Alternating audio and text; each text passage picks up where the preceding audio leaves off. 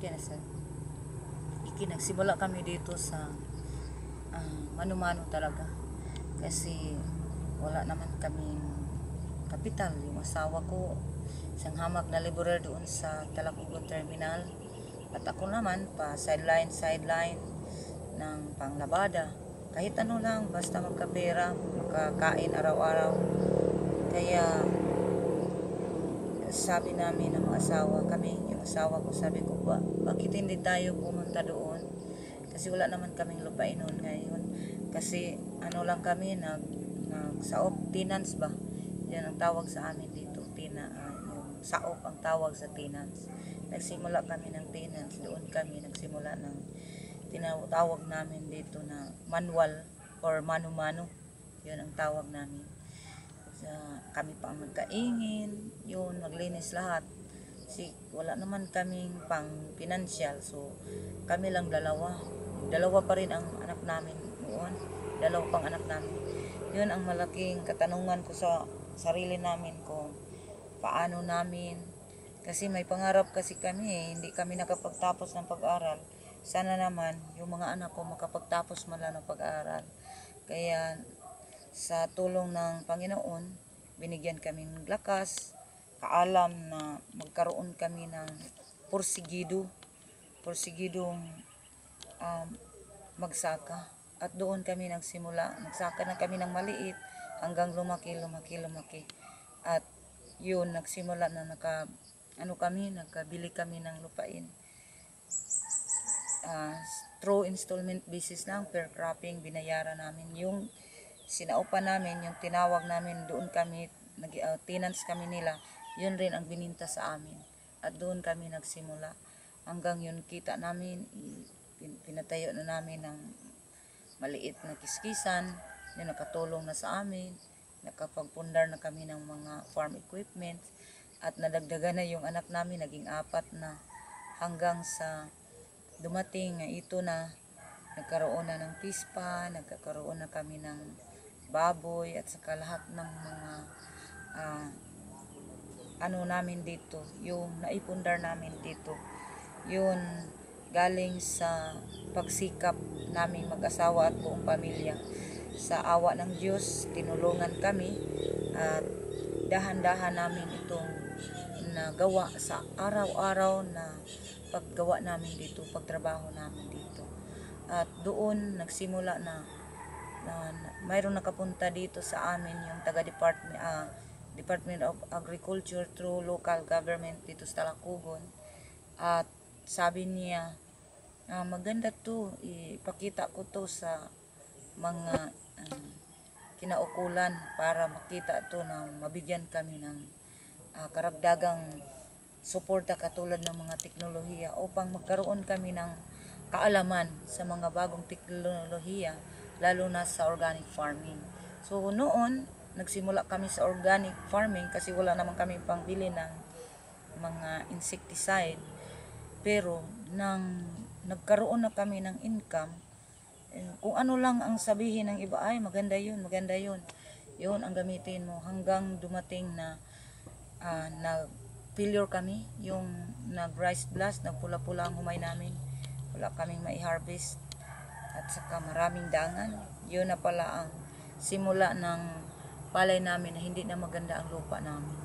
At doon nang pumunta dito yung taga-LGU sa Department of Agriculture, kasama yung taga-Pakisama, kasama yung taga-Agus Pinoy, at doon sabi nila mag-conduct tayo ng training.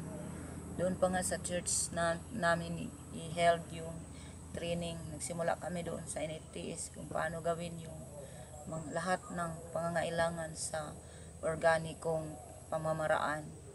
Lahat doon na-open ang kaalaman na pwede pala to sa mga indigenous na nasa palibot lang. Kaya doon ako nainganyo nga, pag magsaka tayo na wala tayong pera, pwede pa tayong makapag-spray kahit wala tayong pambili doon ng mga katulad ng mga synthetic or kahit ano, kasi pwede tayong makapaggawa katulad ng mga IMO, Dito lang yun sa atin. Ang bibili lang natin, molasses. Mura lang naman yung molasses. At saka yung mga ipidsi, nandito lang lahat sa atin. Yung talbos ng kamuti, kahit ano. Dito lang sa paligid natin, pwede tayong gumawa. Kung tayong mga magsasaka lang ay talagang magsikap para makapagawa ng lahat ng anumang klaseng mailagay natin doon sa palayan natin, o kahit hindi lang sa palayan dito sa palibot natin, yung araw-araw natin na pangangailangan. At doon ko nakita ang malaking kaibahan talaga. Lahat ng makikita mo dito sa palibot namin, ito lahat walang halong kayabangan. Ito lahat totoo. Totoo to, na ito ang ebidensya na maganda talaga ang pag mag-organic ka. Hindi ka matatakot kahit saan ka lumingon. Hindi ka matakot kasi walang hilo yan. Yan lahat ay natural farming, organic yan. Zero chemical kami dito. At doon ko nakita na malaki talagang tulong ang yung kumbaga pa tinulungan kami sa gobyerno, NGO, gobyerno, lahat yung nakita na nila na dito sa amin pwede kaming maipos o magdagdagan. Maraming maitulong sa amin, lalo na yung doon sa naging isa na ako na nominado sa municipal entry para sa provincial. Yun, nanalo na ako sa provincial at na-entry naman sa regional. Pag panalo ko doon sa regional, lahat ng mga evaluators, marami akong nakukuha. Marami akong ina-treasure na mga inputs. Hindi man makikita, pero dito sa isipan at puso ko, malaking bahagi talaga yun. Na sa pakisama, marami rin na itulong sa amin through mga technologies, na yun ang masasabi ko na kung mayroon ka talagang alam sa mga teknolohiya, yun magagawa mo. Gabayan mo lang, samahan mo lang yung kasipagan mo at saka yung teknolohiya, pagsamahin mo yan, yun talagang mai-improve lahat ng gawin mo sa pagsaka mo. Kaya ngayon, masasabi ko na ang organic farming talaga ay hindi lang environment friendly, at maibahagi mo sa lahat ng tao, hindi lang sa pamilya mo, sa lahat ng mga tao na kumakain, na galing sa'yo. Talagang masasabi ko na ang lahat ng naibinta namin, makasisigurado po ako na yun lahat ay mayaman ng vitamina. Or hindi ka ba magdadalawang isip, baka maraming medisinang nakain na natin.